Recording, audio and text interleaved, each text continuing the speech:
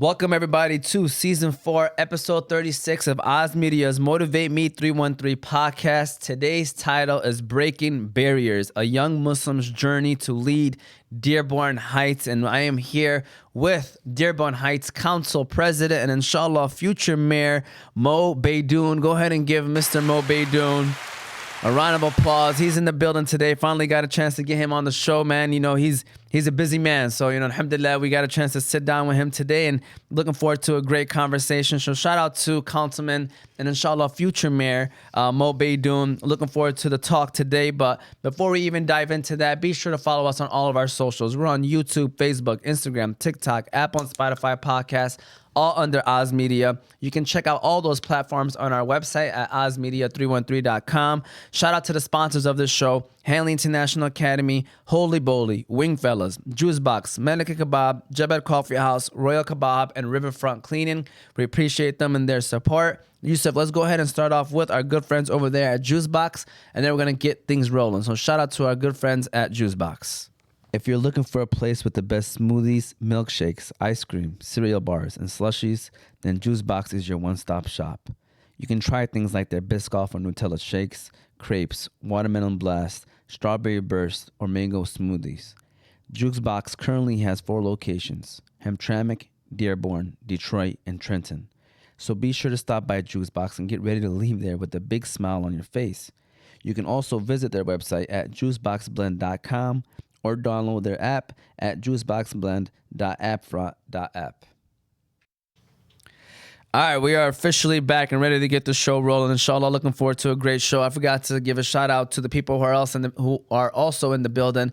Little big bro Yusuf T in the back on the ones and twos. As always, we appreciate him. And then we got the man, the myth, the legend, Mr. Adam Abu Salah in the building as well. Go ahead and give him a round of applause, man. Hey, campaign manager, right-hand man, Mr. Philistine over there, man. Hey, look, that's the guy right there, man. I'm telling you. Anytime I see Adam, I know it's about to be a good time. So inshallah, we have a good time over here today, man. Mo B. Shout out to Mr. Mo Baydoun in the building. First of all, tell us a little bit about yourself, who you are, what you do, and what's your 9 to 5. I mean, other than being the council member. Great question. First and foremost, thank you, Oz Media. Thank you for having me on the show. Of course. Thank you, Adam, for helping putting this together. And yes, Adam is, let's give him another round of applause. Go ahead and give him a round of applause, man. He deserves it. He does. The best campaign manager out in the country, really cares, extremely motivated, and I just want to recognize Adam on that. Yeah. Mo Baydoun, I am blessed to be the father of Ali Baydoun and Medina Baydoun, 2 of the most precious people in my life. Married to Dr. Layla Baydoun. Believe it or not, I live a very simple life. I enjoy sleeping early. Yeah. I don't always do sleep early, but so when I do get to sleep early, it's like I celebrate it. As you should. Yeah. Like I really take the pride in actually getting into bed, taking a shower, laying in bed and being so like, wow, I'm in bed at 10 o'clock. And then when you wake up, you feel amazing. Oh man, I wake up, you're waking up early like for Salatul Subah and it's the best feeling. But the nights where you sleep at 1, 2 o'clock because you're working and everything else is there, it's like, I want to get 5 hours of sleep tonight. Yeah. But the reality is I am a small business owner. I own the gallery. Yeah. I am a partner with Clover Mortgage, which is majority of where my time goes, where I work my 9 to 5. Good 2 or 3, 4 or 5 hour lunch between the 9 and 5. Yeah. Most loan officers or somebody in the real estate business will tell you that there's no actual time that you have to be at the office, but when you're structured and you set goals and barriers, that those put you in the front to become great at what you do. Yeah. And so aside from being my 9 to 5 with Clover Mortgage, I'm the son to 2 immigrant parents, Haji Nazim Baydoun and Haji Hiyam Baydoun, who I truly admire and love, who have taught me so much that now today I'm teaching the same teachings to my children, and they're watching me do the teachings that they once taught me. So it's an amazing feeling. So still being the son, but also being the father and being the alpha male in the family is an amazing thing. How many siblings do you have? You have more than... We're the Brady Bunch. We have 3 boys, 3 girls. Wow, mashallah. Very nice, very nice. So there you go. Got a chance to get to know you a little bit more, man. And, so quick funny story before we continue on. So, about 2 months ago, 3 months ago, we had a nice, fun little volleyball game. Dearborn Heights versus Dearborn. Controversial ending. You were the decision maker. Listen, can I ask you this question now that, a couple months later and, things settle down? Because I think I still get death threats from people from the city of Dearborn. Mayor Abdullah Hamoud. What are your thoughts on the final call? Was the right call made? Look, man, we won 3 straight games. Came down to the last ball. If we're gonna really sit back and dwell on the last ball, I mean, it's a game of winning, and we won 3 of the 4, and it came down to the last point. And Oz Media, my boy right there, made the decision. Hey. Reviewed the cameras. Can we get a quick air horn, man? Did the city of Dearborn think I was going to let them win after they beat Hamtramck for 3 straight years in basketball? I was like, what do they think? As soon as I had a decision to make, I was like, wait a second, what am I doing? You got the future mayor, of the city where we reside on this side, and then you got the team that been beaten in the city that I used to grow up in on this side. So it was an easy choice, man. When are we running the Dearborn Heights versus Hamtramck in basketball? Hey, you know what? I asked my brother Yusuf. I've been contemplating about what we can do because Dearborn's been beating Hamtramck too much lately. So I was like, you know what? We might have to do like a 4-city tournament or something where we include Dearborn Heights and maybe like Melvindale or something. I mean, what do you think? If Dearborn's beating you guys, what do you think Dearborn Heights is going to do? Hey, listen. Adam's laughing in the back right there, man. Dang, man. No, but all jokes aside, that was something I was like, man, I'm gonna talk to him about that when I get him on the show. We could laugh about it a little, but inshallah, definitely we'll talk more about that too. Because now, inshallah, when you are the mayor, we can get you involved in that as well. So let's talk about it though. What inspires you to pursue a leadership role in this city, and how is your background because we're gonna kind of shape this into the Muslim as well a little bit, just so because people, that's a little bit of a unique thing that we like to talk about as well, and so. Again, why did you want to take on a leadership role in the city? And then how has your background as a Muslim shaped you in your journey as well? And it's a great question, and I'm able to intertwine them all together. At a young age, my father was actually the founder of the Al-Mubarat. Him and his nephews, they started an organization to help raise money to send back to those in need back home in Lebanon. And when we were younger, bags and bags of money would come to us. And my job as like a 7-year-old was to separate all the nickels, dimes, pennies, and quarters. And I would spend hours. We would start at like 9 a.m. And by like 10, 11 p.m., we'd be done. And all I'm doing is separating. My sister's counting. There's 6 of us. And well, there was 5 at the time. My younger brother, Hadi, wasn't born until 2001. But we would be all working, right? Some of the neighborhood kids would come in, and my dad would tell, like, my older sister would separate the 20s. My other brother would separate the 5s and the 10s and the singles. And then me and my sister Rhonda would be separating the nickels, dime, quarters, and pennies. While I'm separating them, she's counting them. And we would do this maybe 2-3 times a month. And I asked my father at a young age, I said, "Bob, why are you doing this?" He said, "It is so important to give back and to provide." And, you're young. You're like, "Oh, okay, that's awesome." And he would hit me words like, "Allah loves this, and Allah wants you to give back. And, what do you live for? We live to give and provide because God's going to question you when you die. What have you provided to the world and to the community?" And so as I got older, I started joining different organizations when I was in high school, like Students Against Destructive Decisions. And in my mind, I would ponder and think, I have to do this because Allah subhanahu wa ta'ala wants me to do this. He wants me to give back. He wants me to provide the information and the things that I knew. And then I joined things like Key Club Kiwanis. And when I joined Key Club, there was a young man by the name of Brian Colfidge. He went to Crestwood High School. He was in the Army, and he lost his limbs, his arms, and his legs. And I helped put together something called Pastorama when I was in high school. I was a freshman or a sophomore. And the goal was to raise $2,000 and to help give this to Brian Colfidge and his family. Back in 2005, 6, $2,000 is a lot of money. Yeah. But we got media attention. We got the police department, the fire department to come together and to actually hand out the pasta. And we sold tickets to come enjoy pasta. And we got the school's food service director to donate the pasta and the sauce. And we got the message out so much that the media jumped on this. People in the community jumped on this. And a guy came in and made like a $20,000 donation. Wow. So Awesome. from raising $2,000 to $20,000, I think we ended up raising a grand total of like $35,000 that we were able to give back to Brian Colfidge, who still lives in Dearborn Heights. Yeah.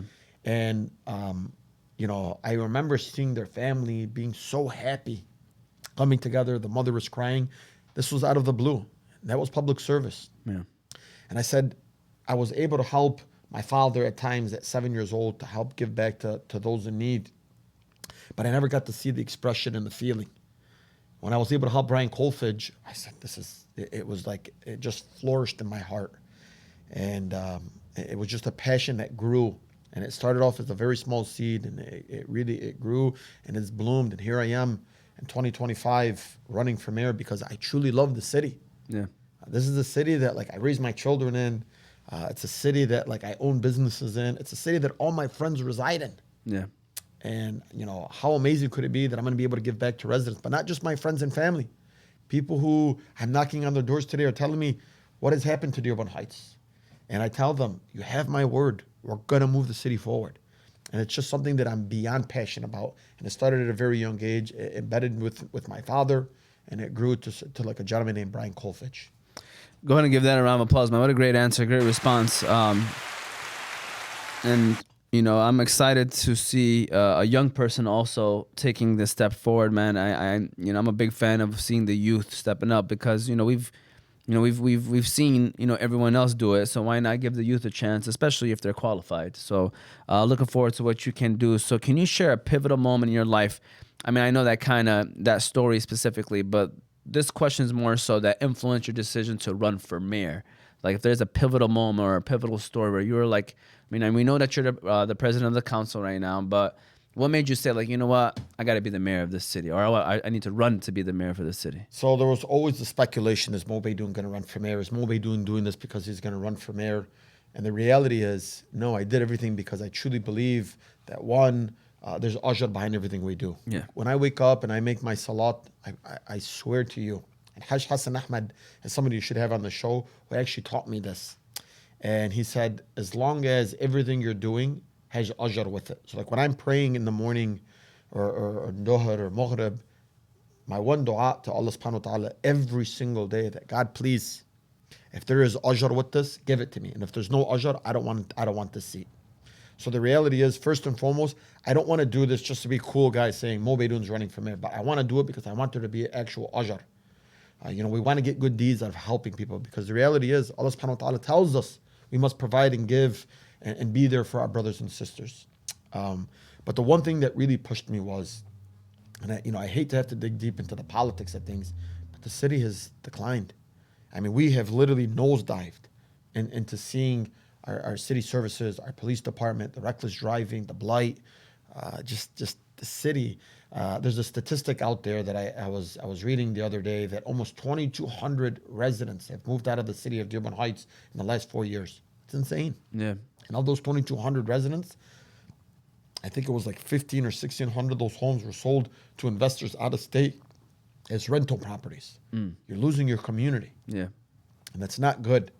And so, I ended up having many sit-downs with our police department who said, like, we want you to run. And I said, guys, like, I do very well for myself financially. I have a very young family. And I'd be lying to you if I didn't tell you it wasn't in the back of my mind or that I wasn't in my heart. It was.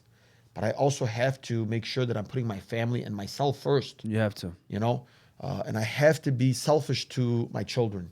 You do. Say that, like, Ali and Medina are the two most important things to me. Yeah. And so having, candid conversations with my wife and her telling me things like, if it's not you and it's not the right person, I'm ready to move out of the city. And I'm not ready to give up on my city. Yeah. And so, those conversations with my wife, those conversations with guys like Hussein Debeja, Adam Abu Salah, Dave Knizik, my closest friends, my parents, and really my father, may not be the mayor's seat, but one of the reasons why I actually ran for council was my father's this pious man that very quiet, very reserved to himself. We had some issues with our roof. We had just put on a new roof, and some of the shingles were coming off. The guy came back, was fixing it. Ordnance officer came out and gave my father a ticket. I wasn't at home. He went out and had a conversation with the building department, and I guess the building department, they responded back to him was, people like you in the community feel like they can do whatever they want, whenever they want. And it was an Arab American Muslim male that said this to him. And, my father felt so disrespected. He went home, sat down, he's eating his food, and you could tell there was something heavy on his chest. So my mom ends up telling me what happened, and I wasn't okay with it. Were you councilman at the time or no? No. Okay. So I walked into City Hall. I asked to speak with the gentleman. I was pretty annoyed and aggressive. I was young. I was about 24, 25 years old, and I handed it to him in front of everybody. I said, remember that you are an appointed position. Tomorrow that mayor might not be there and you won't be there. Respect yourself and be careful how you talk to our residents. And that following year, I ended up pulling a petition and running for city council. I came up short by 150 votes. But that didn't tell me, you know what, I'm no longer going to be involved in Dearborn Heights. I continued to push through those barriers. I continued to let people know who I was. And the next election, I ended up becoming the highest vote getter in the history of Dearborn Heights. There you go. Give that a round of applause, man. If you don't mind me asking, how old are you right now, man? If you don't mind me asking. 35 years old. Really? Yeah. Oh, wow. Okay. I thought you were like 29, 30, man. 35. Yeah, you look like a young fella, man. That's what's up, man. So the grades are not showing here. not bad. Not, I mean, good enough where you look clean. How old are you? 33. Okay. Yeah. We're right there together. Yep, for sure, man.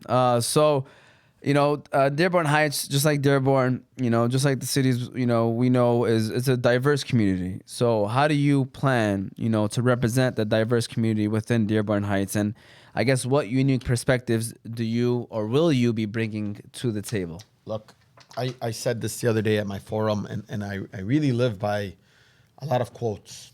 And my favorite quote, one of my favorite quotes is Imam Ali's quote, "You're either my brother in faith, and if not, you're equal to me in humanity."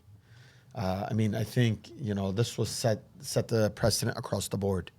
The reality is this, and the reality is this: we must treat everybody equally, whether you're Muslim, you're black, you're white, you're pink, you're yellow, you're Hispanic, wherever you're from, everybody should be treated equally.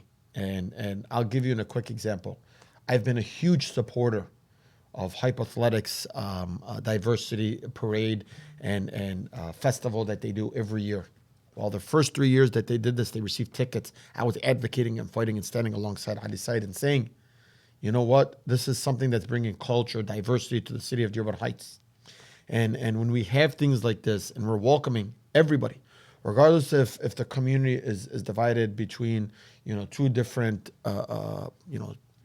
sects. Let's just say majority of the community is still a Polish white community. The other half largest is the Arab American community. There's still a large percentage of African Americans. There's a large percentage of Hispanics in our community. And so we have to welcome everybody.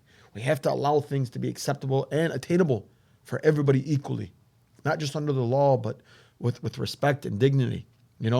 I'm somebody that's huge on gratitude. Like, we're sitting here today, Oz, you look great. Hopefully your family's doing good, man. I appreciate this. Like, I'm so big on gratitude because it tones the level for everybody. It makes everybody kind of feel comfortable. There's no reason there should be animosity and hostility. Like, even if I don't know somebody.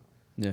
I'm so big on just like, even when I had these conversations with Adam, when things go south, like, hey, man, it's not that serious. It's all right, man. Let's love each other. Let's be okay. Some people question me on social media. I message them and I tell them, hey, man, let's have a conversation. It's okay. You don't have to support me. Yeah. I don't want you to hate me because of politics or because I want to give back and into helping this community. Like, it's just so much has changed in the world, not just in Dearborn Heights, but in the world. And it's become like, if you're an elected official, you've met this narrative that we're, fraudulent, or we're just looking out for ourselves, looking out for our friends, and we got to get away from that, man. Like, we need to start enjoying and loving each other. And I'm going to share a quick story, and I don't want to spend too much on it, but there was a lady, her name is Suzanne Todd, and since I've announced, she's beating me up. And she has institutional knowledge in the city of Dearborn Heights. She lives right here in the South End, of Dearborn Heights. And every time I say something, anytime that something is said on the city council meeting, she goes on Facebook and she's quick to do it. Yesterday I was out knocking on doors. It was about 8:45.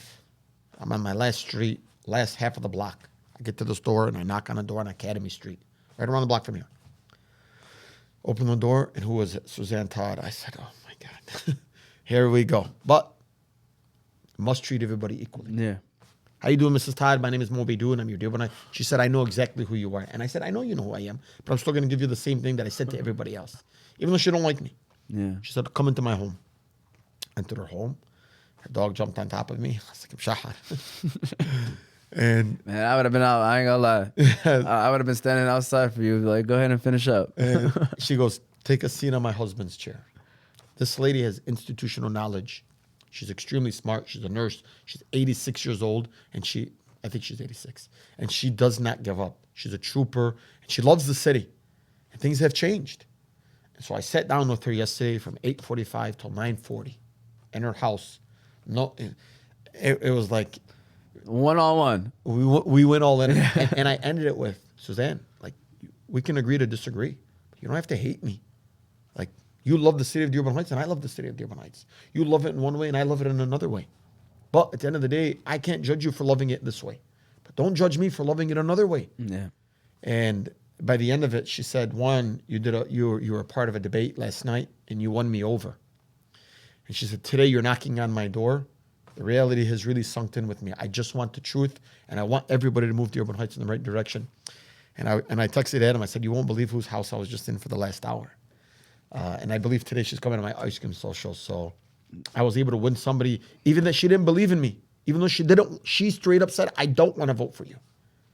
Today she says, I want to vote for you. Round of applause, man. Congratulations. Hey. And it goes back to, you're either my brother in faith, and if not, you're equal to me in humanity. Treat everybody the same. Winning her over might be harder than actually winning the election for Dearborn Heights, man. I'm telling you right now. And she has a huge, huge following behind her. Huge. There you go. And I have a large amount of following behind me too. So when she was coming at me, you had some of my followers like Back and forth. And I told her, I said, we need to give gratitude. I said, why is it any time we get a chance to attack one of our elected officials, for the smallest things, instead of picking up the phone and having that candid conversation, we go to social media and we start blasting each other. I said, Dearborn Heights looks so ugly.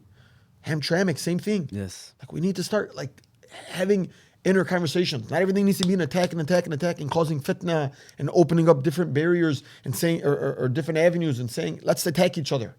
So now it's just like it's a free for all. Yeah. Now we're igniting others that really should have a voice in this community, thinking that they're important. They should be attacking us. Yeah. It's unfortunate. Yeah, we are definitely in an interesting time. All of the communities that we are from or around. So definitely we need the right people in charge. Shout out to Mo Baydoun. We're gonna take a quick break. He's doing a great job so far. We're gonna give a shout out to our next sponsor, which is Wing Fellas. Let's go ahead and give a shout out to our good friends over there at Wing Fellas, and then we'll keep things rolling. Do you know what goes perfect with the big game or your favorite TV show? Some deliciously tender wings from Wing Fellas.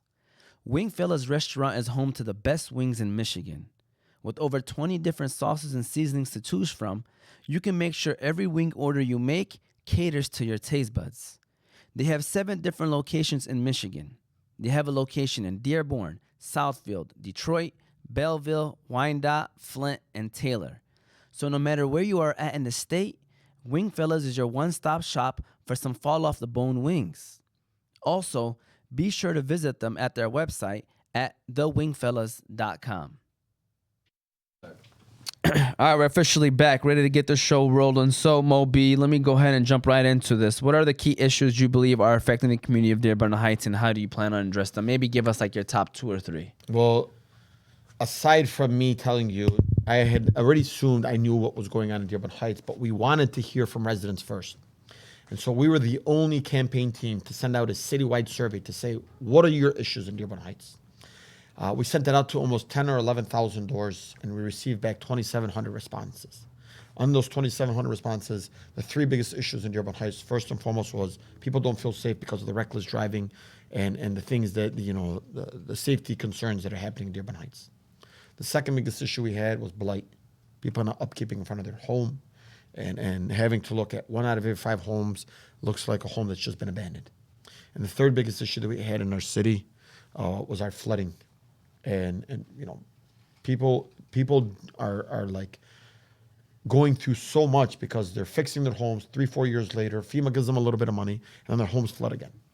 And so we have our first 100-day plan that we're going to be putting forward on the reckless driving. Anybody in the city of Dearborn Heights that is putting people's lives in danger, is a nuisance to the community, we are going to be running a reckless driving campaign that we will be towing and impounding vehicles that an officer, based on their discretion, feels like this person is being reckless.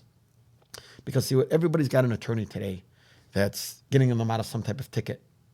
They got this impeding traffic. They took the $180 fee, no points, and they're doing it again.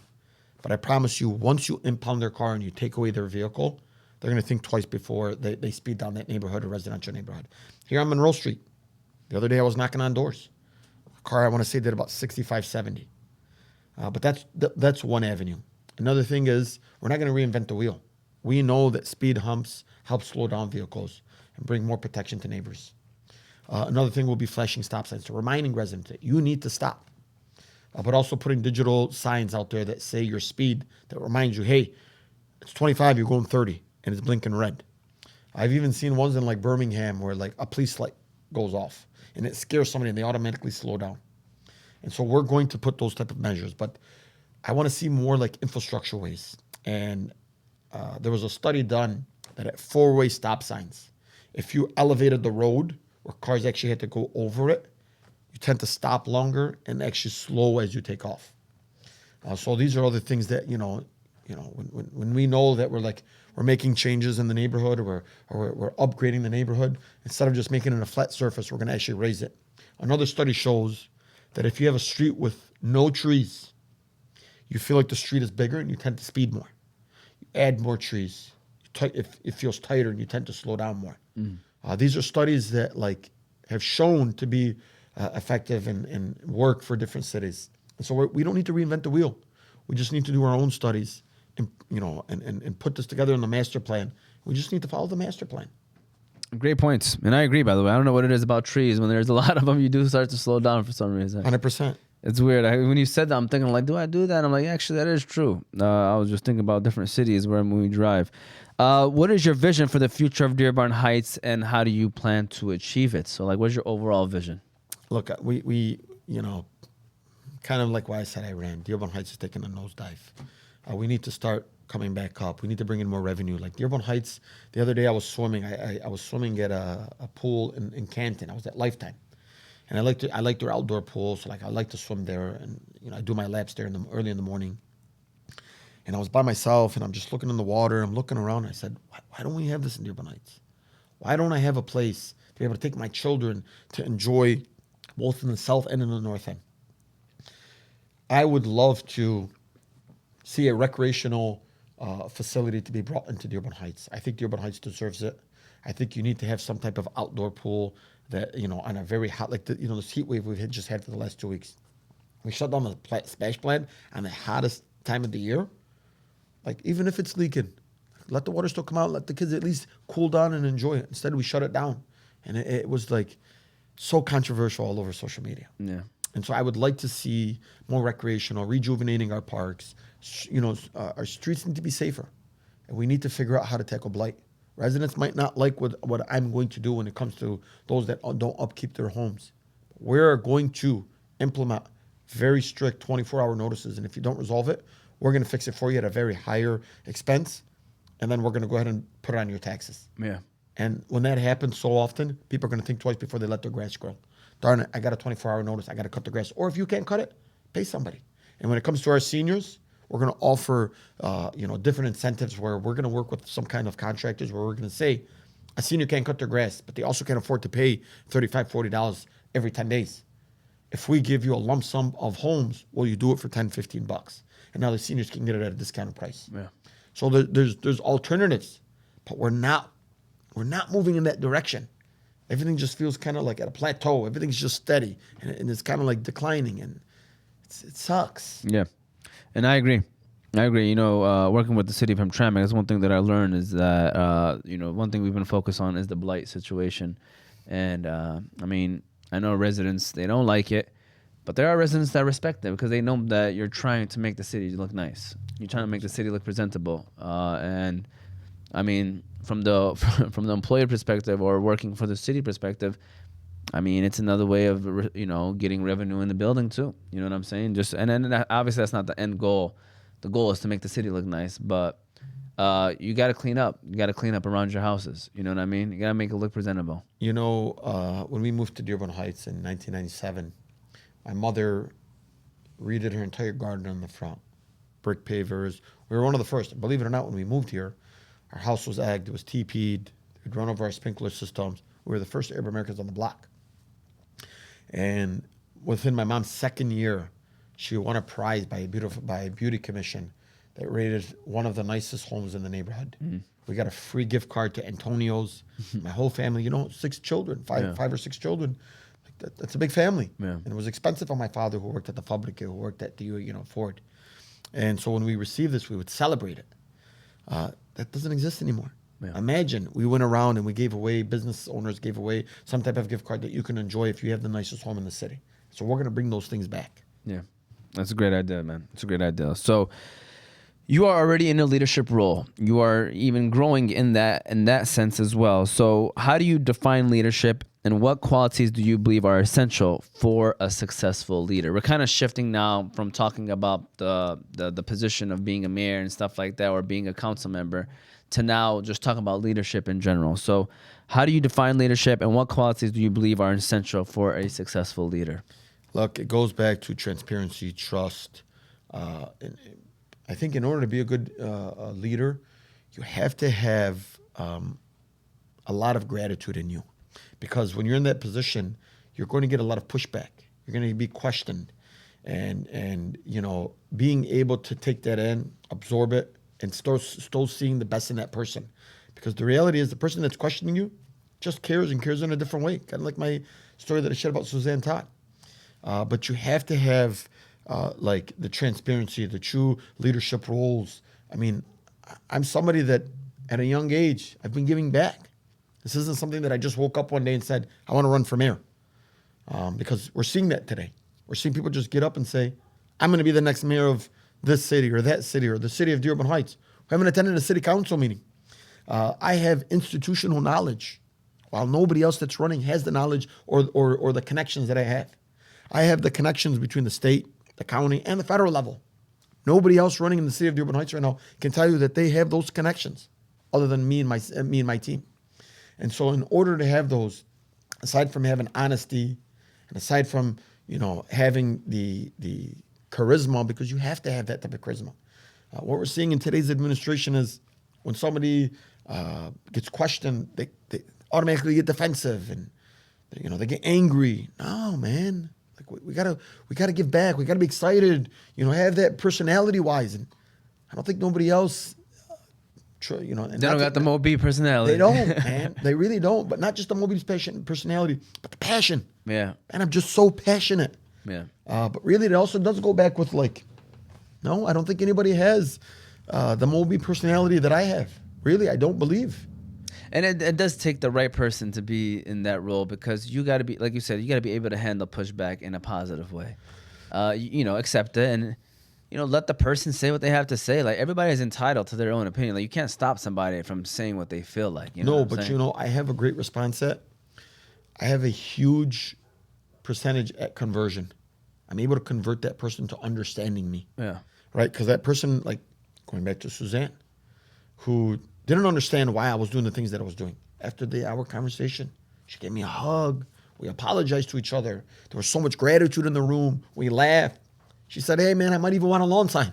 We should have brought Suzanne on the show, man. Hey, she's a great woman, and you really, really, really should consider it. If you want to talk about institutional knowledge in Dearborn Heights. She's the lady.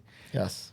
So if you were to give advice to someone who's trying to be a leader, what key skills would you tell them to focus and develop, and why are those skills important? So if you were to give advice on that. So I actually just gave advice to somebody that ran for office and came up short.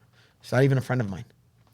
Obviously, hi, bye. Like, I've never picked up the phone and said, hey, let's go hang out. But he's somebody I know from the community, and he's a respected young man in the community. We're sitting at a wedding. And, him and I were talking, and it's like he's got so many different personalities. One day he wants to act like he's Al Abbas Farhat. The next day he wants to sound like Hassan Debeja. Next day he sounds like Mo Baydoun. Then he sounds kind of a little bit like Councilman Saab. And like, I asked this gentleman, I said, who are you? Why do you not give us who you are? Why do you always sound like you're somebody else? Like, I'll tell you, I'm a zinich. Born and raised. I like to joke around. I mess around with my friends. I have that funny side to me, but I also know when to be serious, and I know when to put in my, my serious head and need to lead the city. But I also know that when I'm out hanging out with my friends and we're going out to dinner with our wives and our children, I still want to be myself, right? I don't want to be this, serious person that can't joke with my children and their friends, and I don't mean like in a silly way, but in a goofy way. It's okay. Yeah. And this person is always trying to be a different person anytime you speak it to someone. Yeah. And so I said, all you need to do to become elected or to become loved and to be accepted is be yourself. That's it. Put your trust in Allah and be yourself. It's okay if you don't fit the narrative that somebody else is. Be yourself. You'll be more respected. You'll be more loved. And so the young leaders that are growing and coming along, don't try to be like everybody else. Be who you are. I'm so big on that. I am so big on being Mo Baydoun and nobody else. There's times where Hassan's Hassan Abaji or Adam will be like, say this and you have to do this and carry yourself in this way. And you got to be more polished. And I said, no, it's not who I am. Yeah. I'm going to walk into a room. I don't want to be the smartest speaker in the room. I don't want to be the most polished speaker in the room. I want to be the speaker that's going to speak from the heart and be who I am. Yeah. Accept me for who I am. I'm the leader that don't send me an email. Call me and say, let's sit down. Come to my home. I will come to your home because I do it now as a council chair. Where residents call me and say, hey, I'm having an issue. Send me your address. I want to come over and see you. When I'm the mayor, somebody's feeling a certain way. I don't want them to feel a certain way. They're no better than my mother because my mother's going to get the same service that resident is receiving. And if they don't feel like they're getting the same service, well, I want to make sure that we're at least attempting to give them the best service that we can. I don't want anybody to feel like, they're receiving some type of service that someone else is. And because we're hearing, you hear it, as I'm sure you do. With certain parts of the community, the north end gets it and the south end doesn't. No. Things are going to change, but you have to be yourself. Don't treat certain people a certain way and others the other way. Treat everybody equally. It goes back to my quote. You're either my brother in faith, and if not, you're equal to me in humanity. I love that, man. Go ahead and give that a round of applause. My boy Mo Baydoun is out here speaking. He is speaking. We're about to move into the last third of the show. Believe it or not, we only got a couple more questions. So let's run our last ad, which is Holy Boli. Let's give a shout out to our good friends over there at Holy Boli. And you're going to learn a lot about Mo Baydoun. We're going to do the rapid fire questions. So, this is the part where it's going to be more, okay, let's learn a little bit more about what he does outside of the work environment. So shout out to Holy Boli. Holy moly. You have to try out Holy Boli. Holy Boli is your go-to destination for vibrant bowls and delicious sandwiches. Everything they serve is 100% fresh, and they have halal options as well.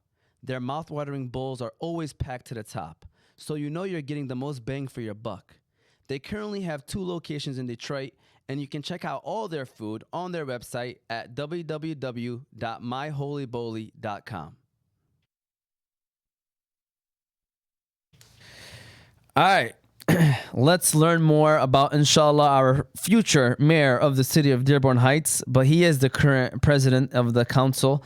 That is Mo Baydoun. So what's something that many people don't know about you that you would like to share with the audience? Anything that maybe someone the general residents of city of Dearborn Heights does not know. I'm a diehard Michael Jackson fan. Wow. I actually could dance like him. You know what that means, man. Hey, man, listen. I actually danced like him in the talent show from 7th grade to my senior year. Oh, for real? Yeah. That's funny. I love Michael Jackson's music. Yeah. I mean, listen, he was the king of pop for a reason, man. He is the king of pop. So when people tell me the real king, the real MJ was Michael Jordan, no, bro.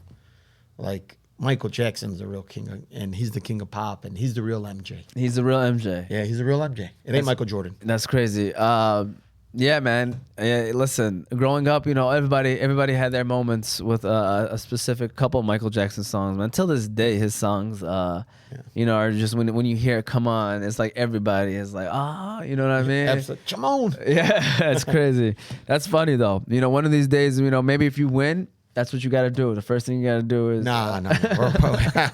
We went. Well, you're definitely gonna hear the music playing at City Hall. Like you're gonna hear Michael Jackson music. That's funny. You know? That's funny. So rapid fire questions. Okay, this is where we just shoot questions at you. These are like yes or no or quick one answer questions. Typically what we like to do is we like to do it within a minute. Yusuf, I don't know if you're gonna have your phone right there next to you.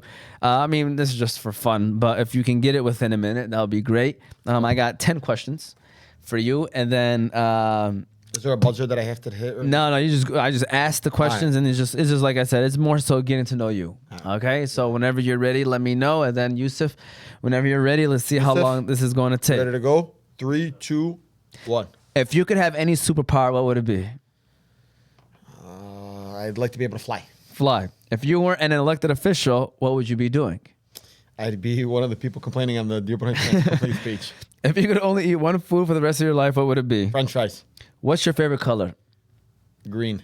Would you rather be up early in the morning or stay up late at night? Oh, a night owl all day. What's your favorite TV show? Friends. LeBron or MJ? That's a good one. I'm going to be upsetting either my friend Ryan for doing or Abe Neiman. We're going to go MJ. What's your favorite movie? The kind of Monte Cristo. If you can have any car, what would it be? I like my F-150. Alright. If you could live anywhere in the world other than Dearborn Heights, where would you want to live? Beirut, Lebanon. Bonus question is, what's your favorite community podcast to be on? Oz Media. There we go. Go ahead and give him a round of applause. What's the time on that, Yusuf? 56 seconds. That's got to be a record. I would. It is. I would even do it again. Hey, listen. Honestly, we've had people doing it, and it's been over a minute every single time. So congratulations. Did I break barriers? You did. Wow, that's what the show's about. Yes, it is. Exactly. There you go. Bring it back to the title, Breaking Barriers. First of all, Mo Baydoun, good luck. That's first of all. Inshallah, everything works out for you. May Allah grant you whatever it is that your heart desires. If that's the position of mayor, it's the position of mayor. If it's something even more than that as you get older, inshallah, that works out for you, man. I like the way you're carrying yourself. I like the way you move. I like the way you are addressing certain situations. And like I said, man, I'm a big fan of this wave of these young people who are trying to get in these leadership roles, because it's nice to have, and again, not just young people, but young qualified people who deserve to be in these positions. It's just a breath of fresh air, and it's something new. When something's not working, you got to try something different. And so that's what it is. And I look forward to continuing our relationship with one another. And as I just go over one last time how people can follow us, we're going to let you give the final word. So if you want to prepare any final word and final comments. But again, this was season 4, episode 36 of Oz Media's Motivate Me 313 podcast. Like presidents of the council, Mo Baydoun, said, it's called Breaking Barriers, a young Muslim's journey to lead Dearborn Heights. You can follow us on all of our socials. You can find this full episode on YouTube and Apple and Spotify podcasts under Oz Media. Then you can find clips on Facebook, Instagram, and TikTok under Oz Media. You can find all those platforms on our website at ozmedia313.com. One last time, shout out to the sponsors of the show: Hanley International Academy, Holy Bowly, Wingfellas, Juice Box, Melik Kebab, Jebed Coffee House, Royal Kebab, and Riverfront Cleaning. Council, presidents of the council, and inshallah future mayor Mo Baydoun, give us your final words and final comments that you'd like to say. Actually, I want to thank a few people first. Somebody that helped really orchestrate and maneuver and getting us and wanting and pushing for me to run for mayor. It's a good friend of mine, elite sports owner Mike Mackey. He also owns the Racket Club. This is a man that lives in the city of Dearborn Heights, and for since 2017. This is somebody that I stayed connected with, and he really motivated me, and he really wants what's best in Dearborn Heights. And a lot of him and his friends, like, Zohair and Abu Nader and Hassan Jamal, these are people that care. And they are so excited to see change in Dearborn Heights, but real change, not just talk change. And I wanted to recognize Mike, and I want Mike to know that, inshallah, when we win and he looks back at this, I want to thank him. Yeah. Because I don't get the time to really thank him enough. Because this is somebody at any time of the day that I call, he answers. If I need something, he delivers. And I really appreciate this man. And he really works for the community behind closed doors. Volunteers in coaching, gives back, redoes all the diamond baseball fields. Like, he has won the Little Leagues with Dearborn Heights Raiders as a coach for the last 17, 18 years. This guy really cares. And he's somebody you should really consider having on the show. This is a guy that is like very wealthy, but still wants to give back at no cost. Yeah. And he does it behind closed doors. You probably haven't never heard his name. I haven't. But this is a huge role, huge leader that has a huge role in the city of Dearborn Heights.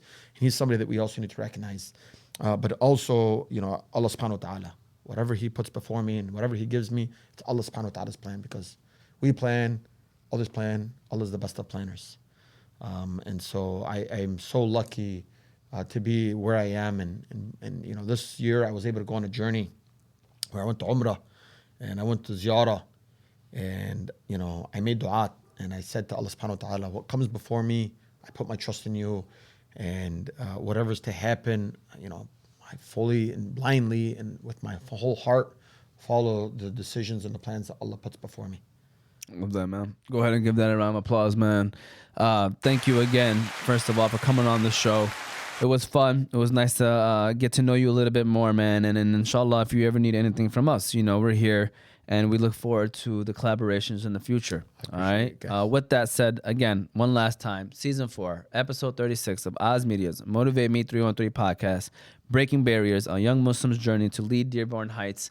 We are here with Council President Mo Baydoun and inshallah, future mayor of Dearborn Heights, Mo Baydoun.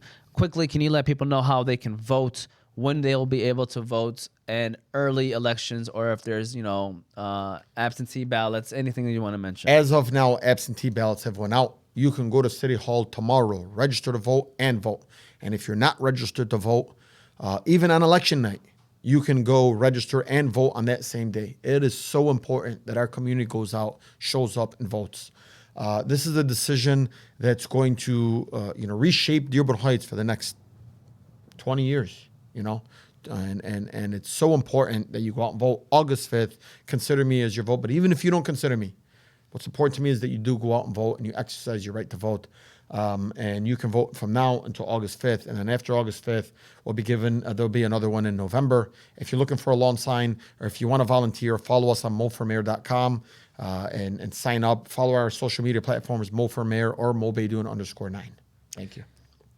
All right. Well, there you go, man. Shout out to Council President Mo Baydoun. We appreciate him for coming on the show. Looking forward to more collaborations, like I said, in the future. Don't be surprised. We see Dearborn Heights in the charity game, inshallah, too. And then you'll see, inshallah, Mayor Mo Baydoun in the charity game as well, representing the city of Dearborn Heights. We hope that you enjoyed this episode. Be safe and have a great rest of your day. Thank you.